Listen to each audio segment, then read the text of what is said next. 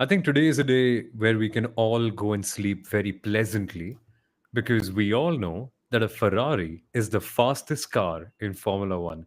And there is nothing that makes you as relaxed and as happy and as satisfied, or santusht is the word I'd like to use in Hindi on the broadcast tomorrow, when a Ferrari is on pole. Nothing better than that, Kunal. Nothing. We're all Ferrari fans, as Sebastian Vettel once said. And we are all so happy to see Leclerc first and then the margins being so close. Five cars within a tenth and a half, and Lance Stroll was not half as bad as we thought he would be as well. He was incredible.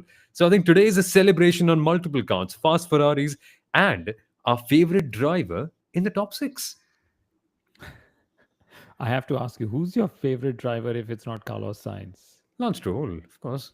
Of course it is. Yes, it's good. I Yeah. mean, I what a session because you know, firstly, I have to say a big thanks to Leclerc. Okay, because had he not put it there on pole ahead of the McLarens, we wouldn't be so excited about the race tomorrow because this race, this circuit is like custom built for that McLaren package. Okay, they would have run away, managed the rear tires better than everyone else. And we saw those gaps. There, the gaps they were pulling on everyone else were fantastic. And you know what?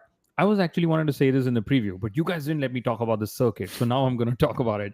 But my point is in Spa, the reason why the race was boring was actually Charles Leclerc. Why? Because he blocked Max Verstappen from attacking McLarens. And Somil, if we think back into 2025, some of the most exciting races have been because Max has gone and attacked the McLarens. Leclerc hasn't been attacking them. He's been therein or thereabouts. Russell hasn't been attacking them. Again, therein or thereabouts. Okay. But because we've seen Max battle the McLarens, we've been entertained, and Leclerc robbed us of that entertainment in Spa. Maybe this is his way of paying back, saying, guys, you know what? I will entertain you guys on the Sunday in Hungary. Oh, he's entertained us on the Saturday as well. A first Ferrari pole position since Azerbaijan last year, 21 races ago. And when Charles Leclerc last took pole position, Oscar Piastri had just one win and no poles. Now he has four poles and eight race wins. Time has flown by since then, and a lot has changed. And you're right about that, Kunal, because tomorrow, suddenly the question is, are the McLarens quick enough with their tyre management to be able to dethrone Charles Leclerc? And can Leclerc sustain it? And the best part is, the Ferraris have generally been worse in qualifying and better in the races this year. And it's a lot for us to watch for. Yes. And what you just said is so critical because Leclerc has been saying all along, I just need to qualify higher up. I just need to qualify higher up. And he did qualify higher up than anyone else today. And I'm gonna put it this way. McLaren will not have the outright pace to overtake him. Remember, this is Hungaroring, literally one and a half overtaking positions, entry into turn one. Hopefully, if you're lucky after turn two, you do a switch back and you try and make a move. But if you're in the World Drivers' Championship battle, how much risk are you going to be willing to take? And I'm of course talking of PS3 and Norris. But the key part for me is exactly this: that will they be able to overtake on track, or will the McLarens have to wait till race strategy unfolds? Because this is mostly going to be a two stopper. And if it is dependent on race strategy, will they prioritize the driver who's ahead, or will they try and score a win? And I'm going to repeat what I just said. So let's assume this scenario: Leclerc is first, Piastri second, Norris is third. Okay, they could play two against one by pitting Norris to put Leclerc under pressure to do something, thereby getting Norris to undercut Piastri, because the undercut is very, very powerful here. Or will they continue to be fair with their drivers? They've usually been fair when they know the win is coming their way. But tomorrow, will they sacrifice the driver who's just behind Leclerc to try and give the team a better chance to win? I'm excited to see those dynamics play out on the McLaren pit wall. Yeah, likewise. I feel they're in a situation where they can focus on both the drivers individually, give them the option to decide, because McLaren have a huge lead in the Constructors' World Championship. Almost, in fact, double of what Ferrari have scored, over 250 points of an advantage. So they don't need to worry realistically about the win. Of course, it's a little bit of a bonus, but they can focus on maintaining happiness between the camp, which means it could well come down to the old Mika Hakkinen and David Coulthard rule of whoever reaches the first corner first. Or by that, I mean it's going to be so hard to overtake at Hungary. So effectively, the first corner is going to be the important checkpoint in this relationship and the decision making process of who gets the prioritize stop.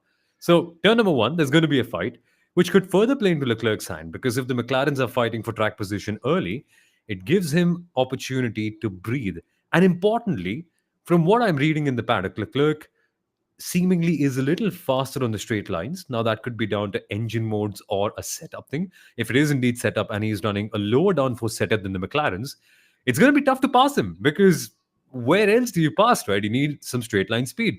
And Leclerc today in qualifying, looking at the data, was pretty quick in the first sector, in the straights, and also in the chicane attacking turn 6 and 7, the technical part in the middle of the circuit, which is proper big balls territory in a way. So he's been doing great. And it's actually going to be a very, very tough race for McLaren to win. But if there's some respite, Kunal, two stoppers, and if the weather is slightly warmer than it was in Q3, where conditions changed, there could be a McLaren win on the corner. Just the question is, how does it all play out? And who gets strategic advantage, as you said? And I have one point of view which is different. Even if it's the driver who is first at the first corner, is prioritized, is ahead on track during the pit stops, they will they be okay finishing second and third and letting Leclerc go to maintain team harmony, or will they say, you know what, we got to win everything we can, even though we are double the points and Ferrari in the constructors championship, and hence we're going to just go all out and use our driver who's in third position to try and attack Leclerc. And then even if it means we use team orders later, or even if it means, because this race last year they did use team orders to give Oscar Piastri's first race win. So that's the scenario that I am eager to see. What is McLaren going to choose? Team harmony or that ruthless cutthroat saying, I'm going to win, doesn't matter with which driver? In which case, okay, will being the second McLaren driver on the road during the pit stops actually be beneficial for the win tomorrow? Let's see how it goes. We've got Abhishek on the stream right now. He's saying the only way I see anyone other than McLaren winning is if Lando and Oscar collide, or the team gets caught between not knowing Ooh. how to position one for the win. They still have so much pace. Yes, they do have pace, but I don't believe that their pace advantage is enough or is higher than the overtaking delta required. And I believe McLaren's main pace advantage is coming in sector 2, which is anyway a narrow part of the circuit where you're just following each other, whether you're in a DRS train or not. So let's see how this all pans out, Abhishek. Yeah, it's going to be a crazy fun race. And I'm excited. I'm excited because I can't genuinely remember the last time Charles Leclerc won a Formula One race. It must have been a long time ago. Do you remember? I Is this where we all open up our Google Sheets and be like, oh, when did he actually win a race last? But because it wasn't Baku last year, right? no. So No, when yeah, was in it? fact, yeah, you guys should let us know in the comments if you remember. I know there are a lot bigger Ferrari fans than we are here. So if you guys can remember and just help us out in the digging process, that would be lovely. But the last I remember, Kunal, it would be Italy. No, US last year. He won US last year. Are you kidding me? In Austin, was it? Yeah, I do not remember that race at all. If you don't remember it, I shouldn't even try. Wow, that was a long time ago. But, while Leclerc has done excellently in qualifying, his teammate thinks that because Leclerc has done well and because he's on pole position, something's up with the second driver, and that the second driver needs to change, and that they're terrible. And it's just paraphrasing, but that's the kind of stuff that Lewis Hamilton said. His exact words are very worrying, Kunal. He said, I'm useless and they need a change in driver. And I understand he's emotional. But what's actually happened as a result of that? And this is where people might not be very pleased with what I'm going to say. But what's going to happen, or what has happened, is Leclerc has grabbed pole. Okay. Abhishek confirms it was 2024 at Kota when Leclerc last won. But yeah, Leclerc has gotten pole, okay, but Lewis has grabbed those headlines. That's the problem. Now imagine you've turned a negative scenario for yourself. Of course, he's not said this with the view to get grabbing those headlines, but the media has of course turned it around because Lewis Hamilton being negative, being harsh, being hard on himself generates more clicks than Leclerc saying, I don't know what happened. Motorsport surprises me today. And sticking on to Leclerc, one of the other things he also said, which wasn't on the broadcast feed, was he said Q1 and Q2 were so terrible that he had no idea that his Q3 lap was good enough for pole position. But before we go to Hamilton, Somil, we should discuss what exactly happened in Q3, Yeah. right? Because how did McLaren go out of their sweet spot? How did Ferrari come into the sweet spot? And before I explain this, one question to you: Do you think Leclerc grabbed pole, or do you think the McLarens dropped it? Oh, I think life made it tough for them. Like literally, conditions, wasn't it? The track temperature and the wind got much. The temperatures got lower at the circuit, and there was a lot more wind. Now, I'm not too sure how that affected the McLarens more, but my theory on this, and correct me if I'm wrong, Kunal, is that the McLarens and their advantage compounds when it's hotter because they're able to save up their tires a lot better, especially in the final sectors of a lap. Like we saw this in Australia as well earlier this year, and a couple of other places too, where they were just able to keep the tires in for much longer. But when it's cooler, it matters less because there's more grip and you take less out of your tires. Is that what went down? So yes, the track temperature was almost 50 plus degrees when qualifying started. By the time it ended, it was close to 35 degrees. So that cloud cover that came in cooled those conditions down. And I think that was one aspect. The second aspect was that the wind completely changed. And something Lando Norris said, he said, maybe we are just more susceptible to change in wind. And it changed 180 degrees, which is why the McLarens went 6 tenths slower in Q3, and they just couldn't find their rhythm, as we'd call it. But in the end, this is what gives us that fight, and we are also here for a fight, says Uttara. And just to sort of further explain why I believe Leclerc is in a great position, he said, I'm going for the win. I'm in Budapest. I know how difficult it is to overtake at this track. If I look at the speed trap numbers, Leclerc was 314.2 kilometers on the speed traps. Okay. Lando Norris. So Leclerc was second fastest. George Russell was fastest with 314.3. Okay. Hmm. Lando Norris was 310.9 and Oscar Piastri was 310.7. Lando is 13th and Oscar is 16th fastest in the speed traps. Yes, those 3.5 kilometers will matter, and you'll realize it even more tomorrow when you realize that they will matter when we hopefully see battles on track, Somil. I think it'll be fun.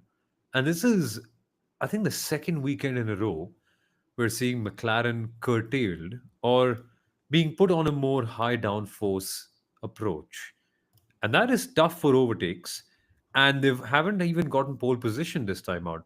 In fact, it's kind of tricky, I was going through the numbers. Oscar Piastri has not taken pole position in 5 races. The last time he got it was in Spain, which is unbelievable to me. The fact that he's still leading the championship by that much, in spite of not having pole for the last 5 races, I think it's crazy. A hat trick of second positions for Oscar Piastri. And for Lando Norris, it's a very, very fun trend. First, third, Yeah. which means he's going to get first in the Netherlands, clearly. But I find it to be very, very interesting. And the gaps, Kunal, I think that was even more fascinating. I love the fact that the conditions changed. I love the fact that it became cooler and more teams got into play because it means that we have a lot of diversity in the grid. Like last weekend, Aston Martin were literally 19th and 20th with Fernando Alonso and Lance Stroll. Today, 5th and 6th with the very same drivers in the exact same order. Formula One has never been this competitive and never been this unpredictable. And the fact that they were just a tenth and a half away, Kunal, it's unbelievable.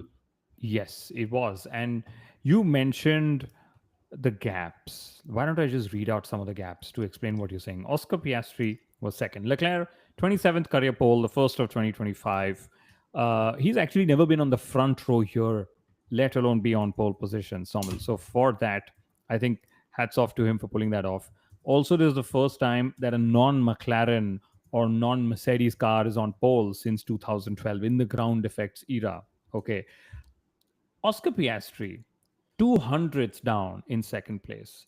Lando Norris, 100th down on Piastri in third place. Russell, another 100th down on Norris in fourth place. Alonso, Wow. 500th down. Okay, of course, Aston Martin's best qualifying result in fifth place. Lance Stroll, another 100th down, his best qualifying result of 2025 on Fernando Alonso in fifth place. Then comes Bortoleto, who's 2 tenths off. Okay, so that's the size, like top six, as you were saying, right there. Okay, Yeah. Verstappen was 3 thousandths away from Bortoleto. Okay, Liam Lawson, who's now qualified ninth 3 times, was ninth 900ths off, and Hadjar was another 900ths off. Isaac Hadjar remains to be the driver who's never been out qualified, or no, never faced a Q1 elimination in his entire Formula One career. I love that stat. It was his eighth Hmm.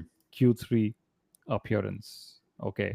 Are we going to discuss Hamilton's challenges, or do we just go on to some of the positive stories? No, I think we should, I think we should. Because I find it particularly fascinating that Lewis Hamilton was just 2 tenths off Charles Leclerc in Q2, but Leclerc is now in pole, and Hamilton is all the way down in 12th place. That is how tough Formula One is. In fact, just to put it into context, Yuki Tsunoda had a similar afternoon. He was just a tenth and a half off Max Verstappen, but is 8 positions down compared to where Max Verstappen is. So this really goes to show how close qualifying is, and Lewis having a tough time. But clearly, Kunal, he is having a tough time. Leclerc has now found a solution out with this car. And I was just having this conversation with my dad before starting this recording about how tough it has become, Lewis, for qualifying in the last 4 years. And I just thought, okay, let's just check the numbers, right? Let's see how bad it is. In his last four Mercedes seasons, Lewis Hamilton had 30 poles.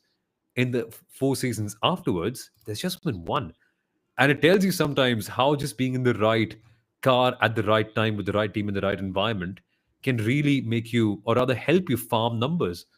But for Lewis now, last 4 years, it's been very, very tricky. And some say it's down to the type of car he's driving. Maybe it just doesn't suit his driving style. Or do you feel he hasn't adapted it all along? Or maybe he's just not adjusting well to this generation?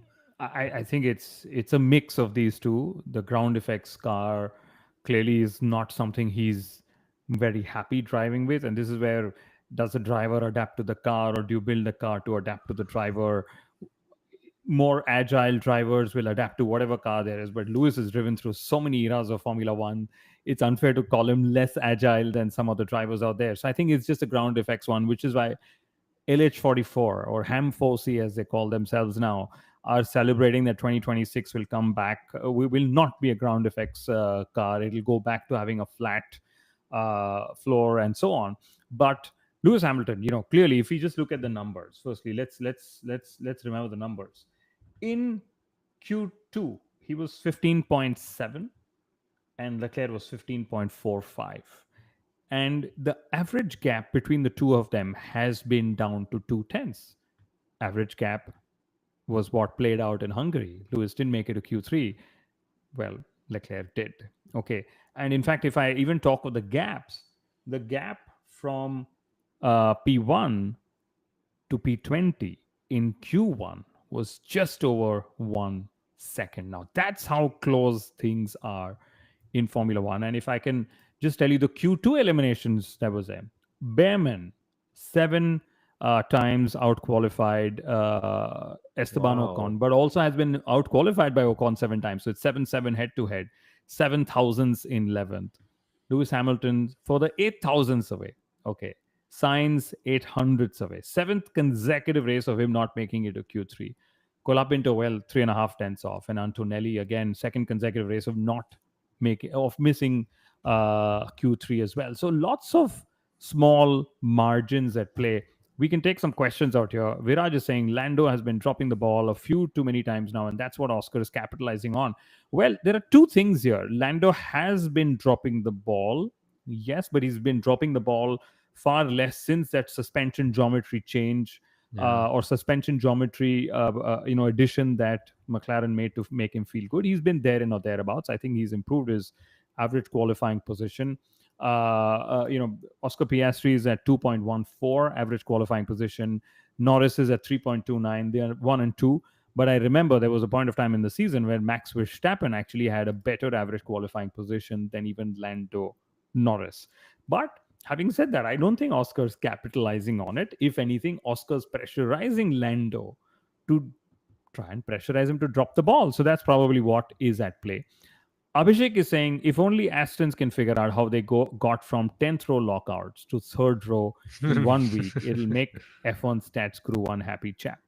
The truth here is they actually brought uh, a front wing which is very circuit specific. It's an upgrade they brought to complement the very high downforce rear wings that they would run. And in fact, this is some of the if there are teams who brought upgrades, they've brought a front wing upgrade to complement the rear wing. Okay, and then the second thing is that they've either got brake or engine cooling upgrades that have come, like we spoke about yesterday. Either you choose reliability or performance, and that's the trade-off. So my view is that it's just the circuit characteristics that aid uh, Aston Martin. The long, fast, sweeping corners of Spa were catching them out because aero efficiency's been a challenge for them. Whereas here, which is more Monaco-like, lots of slow corners, traction corners, and direction changes that happen to be also within the slow and medium speed ranges, okay, is what brought them into play out here. And I'm very happy to see Lance Stroll up there with Fernando Alonso. Yeah, and it's genuine. The fact that Stroll is so close by, it's incredible. But yeah, F1 stats crew and all the Fernando fans would be relishing this.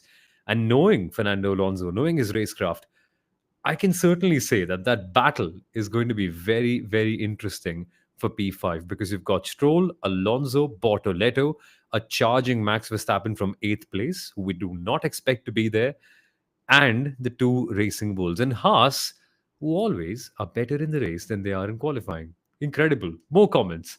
Rajat says, as a Lewis fan, it just hurt me hearing his interview after he got into P12. What do you think Lewis will finish this race at? In the previous race, he started P18 and finished P7, but it was also an overtake favored track compared to this one. And also, last time out, we had changeable conditions where making the right pit stop and making the right call would reward you a lot more than it would under normal circumstances, like we expect them to be in Hungary in terms of weather. So it's going to be significantly more challenging. But There is a 20 to 25% chance of rain tomorrow. So if hmm, anyone is going to do the rain dance, and if the rain comes, let's hope the FIA, let's hope the race control and the directors there make the right calls to give us those interchangeable conditions that test the drivers more than anything else, and that will probably be Lewis's best. But yes, very hurt to see him struggle on Saturdays, despite actually him being the pole position specialist as well. And Sommel's coughing. I remember sometimes having a cough and a sneeze while driving a race car. He, of course, is lucky enough to be able to do it while he's on mute.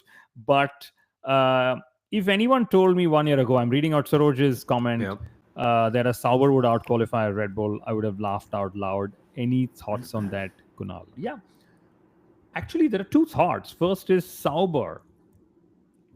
Many thoughts now. I'm going to just, ramble. But what was the one change that Sauber made? They brought Matteo Binotto, the guy who made a really quick Ferrari. He was one of the best engineers, just not ready to be team principal. They brought Matteo Binotto. They got Jonathan Wheatley, people who know the sport. They know the engineering of the sport.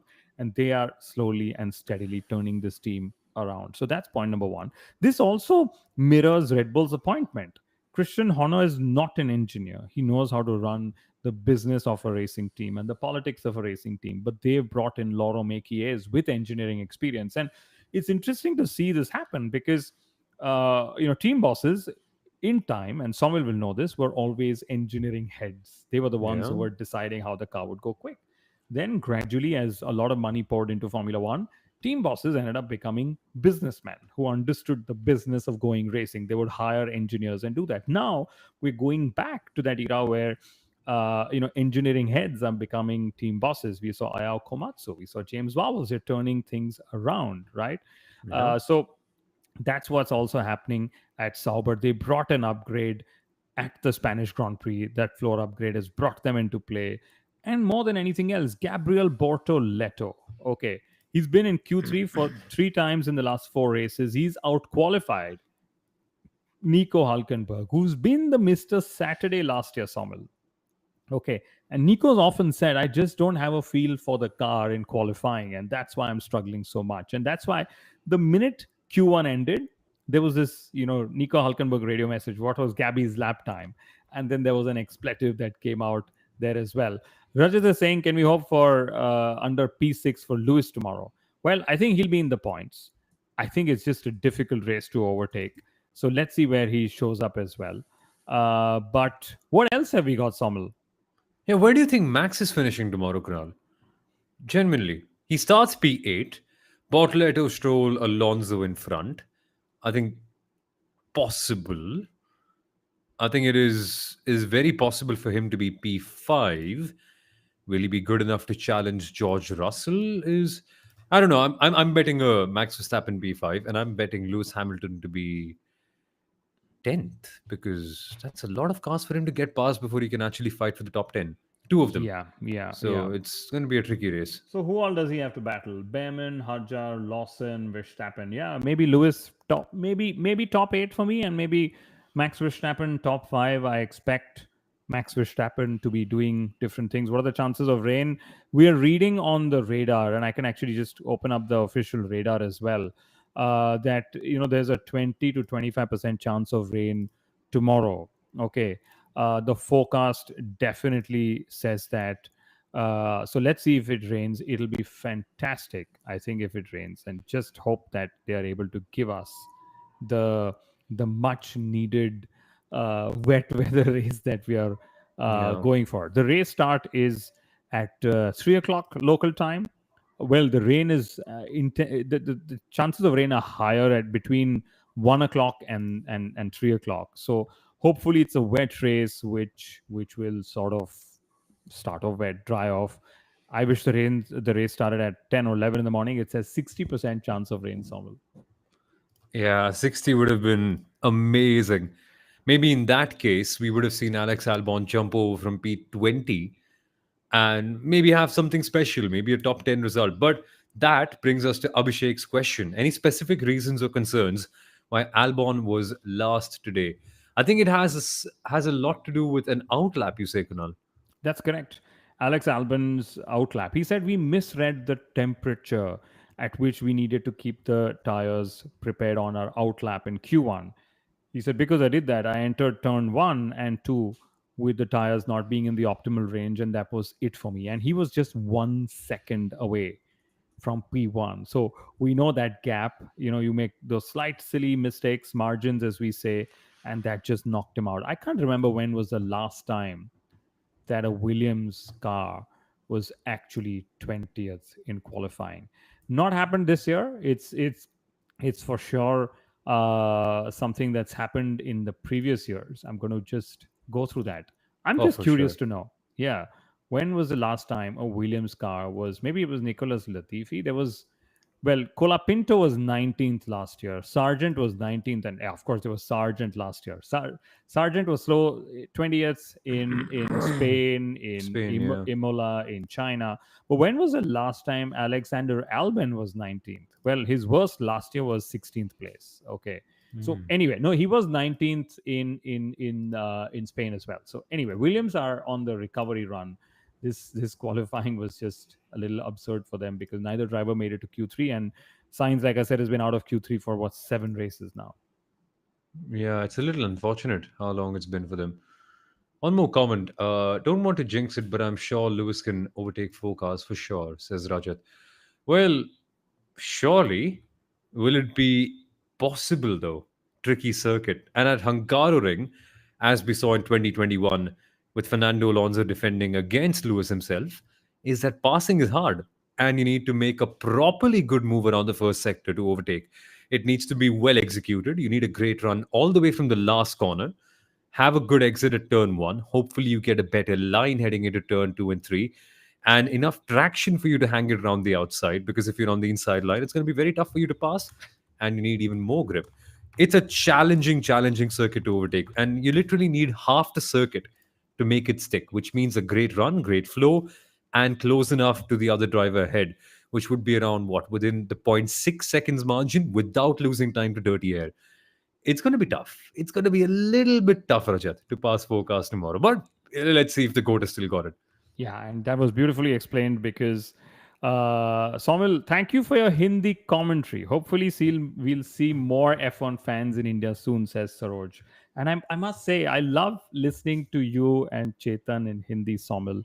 And it's something that I think is bringing in more fans into the sport of Formula One. Hats off to you and Fancord. And now, of course, I'm also patting my back a little bit because I will join you on the Hindi commentary Exactly. broadcast tomorrow, halfway through the race, to see if there are any insights that I can share from all the data streams that I read in real time during a race sometimes. So, not sometimes, actually, all the time. But anyway, All the time, yeah. yeah. So we will see you there tomorrow. Somil will be there with Chetan throughout.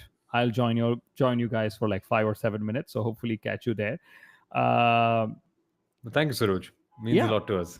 Thank you. Thank you. What does Kimi need to do to catch a break? The upgrade wasn't a great one, but still. So Abhishek, interestingly, they've gone back on their upgrades. They've gone back to a settlement where, or they've gone back to a baseline which they feel comfortable with. Okay, and that's been the, what do you say, the hope in Hungary that they're able to bring it back. They brought it back for George Russell. I think in qualifying in Q2, they should have given Kimi a little more room, a little more comfort to find. They could have probably just thrown an extra set of hards, or sorry, extra set of softs at him, saying, "Here you go, just go have some fun." I think they just put him under a lot of pressure, and and that's what caught him out. I don't think he was out of depth like we probably saw in Spa in some places. I think it was just down to the fact that Mercedes has probably put him under a little more pressure, and they need to be a little more careful with him if they want to protect his talent, because seemingly he seems like a good driver. We just have to wait and see if he's that generational talent that Toto Wolff believes that he's going to be there. Lehigh, I think, is saying, unbelievable. This track is still here and Spa is going away. Well, Spa is Well, technically not going away, it's rotating. Okay. But I think I love this circuit. I mean, yeah. yeah, what's not to Why love? is Tell Hungary us. catching strays suddenly? Like, what's wrong with Hungary? It's given us one of the closest qualifyings of the year. And in our episode yesterday, we discussed how many cool memories we have from the circuit. I don't know why Hungary is catching strays. Something something must be up. Well, but yeah, I get the frustration behind it. But it's a good time, Kunal, to go to strategy. It's a good time to go to predictions, and it's a good time after that to also go to bed because it's 12:15 in the night here in India. Tomorrow's a big day. So strategy wise, two stopper is what we're expecting. You say? Yes, that's what Pirelli is hoping. That's what a lot of people are hoping. Why don't we just? There's also a different tire spread tomorrow. Okay, so Leclerc has two new hards. Okay, but Piastri and Norris have one new and one scrubbed set of hards. But largely, it's going to be a medium hard race, depending on where you start, of course. Interestingly, Alonso and Stroll have an extra used soft, a Hmm. new a scrubbed medium and a scrubbed hard. So I think that the Aston Martins, okay, are going to try and do something different. Maybe they'll try a one stopper, who knows, and they're hope for a late race safety car. If that happens, you heard it here first. There is also Bortoleto, who's got two mediums and one hard. So just within the top 10 there is so much variation, and Max Verstappen, of course, has one medium and two hards as well. So interesting to see what's going to happen, because I don't believe it's going to be a very standard, strategic or a standard distribution or strategy, and go from there. And Leah is saying Hungaroring, in my opinion, doesn't fit modern Formula One with these huge cars. Well, technically, then lots of circuits do not deserve these huge cars. The challenge is not the circuits, it's the car. And Viraj is saying, do you not remember Hungary 2021? Of course, there was the Fernando Alonso battling like a lion against Lewis Hamilton to Hmm. let Esteban Ocon and Alpine score their first win. Yes, you guys can battle it out in the comments as well, but I think it's going to be a two-stopper, most definitely. Some of them will try two different variations, which is one is try and start on the soft, especially if you're lower down to gain positions. Okay, that could be one, and then the second is you just try and do a one stopper, which if it is cooler, it might just come into play. But rule number one is do not get stuck in traffic after a stop because it is impossible to pull off an overtake. It's so different from Spa. Spa was so fast, flowy, you pit when you want to, and you are still able to make the overtake. But in Hungaroring, you better be very, very sure of your moves, Samuel. Yeah, very, very much so. And we'll have to see how degradation plays out. How hot is it? How badly damaged the front tires are because they barely get any respite here. And if it is very hot, you might just see it becoming a McLaren race. If it's cooler, the other teams might be in play. We'll see. We'll see if it'll actually be a two-stopper or if degradation will be lower than expected. And we might just get a spa-like scenario where any tire you put on can go to the end. So we'll find out about that. But predictions, I'm going to go with my heart today. I am going to say Ferrari for the win, clearly. Yeah, I'm going to go Leclerc. It's one of those days, Kunal. We should let our mind rest sometimes and think with our heart sometimes. Today is one of those days, for sure. I would say I'm going to go for Piastri for the win. Okay. You've let your mind think. No, it's not that my mind thing. I just think that imagine this: the McLarens were out of the window in qualifying, but he still managed to out qualify Lando Norris, even though the margin was really really small. He still remembered to make sure that he still managed to make sure that he's ahead of Lando Norris. That was the key point. So I still get a feeling Oscar will be very very decisive on that opening lap. We've seen Oscar Piastri battle Max Verstappen, and it's been fantastic. For the first time in our life, we're going to see Oscar Piastri battle Charles Leclerc, and that is also going to be No, Baku last Baku year. last year. We saw how beautiful that was. Correct. Yes, of course. And I'm getting some compliments. I'm going to just read out. Kunal, just on the fun side, how do you manage to remember so many F1 stats? Is there a secret memory pit stop we don't know about? Well, there is a secret WhatsApp window which only Mithila and I access because there's a lot of data from several years in it. And also a secret document on Google, which I literally map every night. It has to be every night on what all I read, what all I assess, what my readings are, and I just use that to feed all the information I can on the live streams, A and now couple, on the Hindi broadcast of Formula One on FanCode a husband and wife who talk about Formula One and share F1 data. Like, with our 5-year-old daughter. can it be Today, cooler than today that? we were driving into Oslo and she's like, Papa, are we doing purple sectors because it is raining? And I said, no, actually, we do purple sectors only on the racetrack. Man. That is the coolest. Viraj is saying, I would say most of us listen to our hearts on race days, Somil. That's, well, true. You're lucky. I have to listen to my mind on the race day. So today's one of those days when I'm going to let my heart out. Yeah, Leclerc for me, but Kunal's picking Piastri. What are your predictions, guys? What are your predictions? We would Yeah. love to know. Yeah. And Leah is saying if he doesn't mess up the start. Well, I don't remember the last time Oscar Piastri actually messed up a start, right? Abhishek is saying, I agree with Kunal, especially if Oscar overtakes No, Leclerc last time at Oscar turn messed up one. the start, Miami, was it not? I think he had some battles over there with someone. Yeah, Was it? Or was probably. my Yeah. Yeah. Uttara is saying we need to see this document. No, that document is top secret stuff. But you guys anyway get to hear everything that comes through. I mean, it's a very, very nerdy document. What are your thoughts on Helmut Marco's what words is he on saying? Lewis? What did he say? What did he say, guys? What did he Okay, say? Did what I did he miss say? this? I'm trying to get to chat with him. I oh, okay. Let's discover this together. What did he say? Uh, Ferrari is handicapped by Lewis. wow. Is Those that are what he big said? words, man. Those are big words. I want to see the exact quote because I don't want to trust any headlines. But second place in the constructor standings is unrealistic because Yuki scores points too rarely. We're fighting for third place with Mercedes, said Marco. Very pinpoint, as Dr. Marco always is. Having a second driver is also a handicap for Ferrari with Hamilton and for Mercedes with Antonelli. He added, "Wow, he is. He's right." Well, he knows what it's like to run a one driver team, which technically means that even Mercedes and Ferrari are almost one driver teams. Well, but he's got a point, Kunal, because Hamilton and Antonelli, last two races, none of them have made it into Q3. That's true. He's got a point. Well, he always is a point. I'm trying to. I know I will have a chat with him in the off in the middle break. I'm trying to get him on the Inside Line F1 podcast. Do we really need to take Helmut Marko seriously? Leah, trust me, his racing sense, his understanding of the sport is so brilliant. He has been extremely kind to us on the Inside Line F1 podcast. Take every word of his very, very seriously. He knows what he's talking about. And he So doesn't mince his words, importantly. doesn't mince his words. No. On this very show, we've actually had a lot of conversations with him.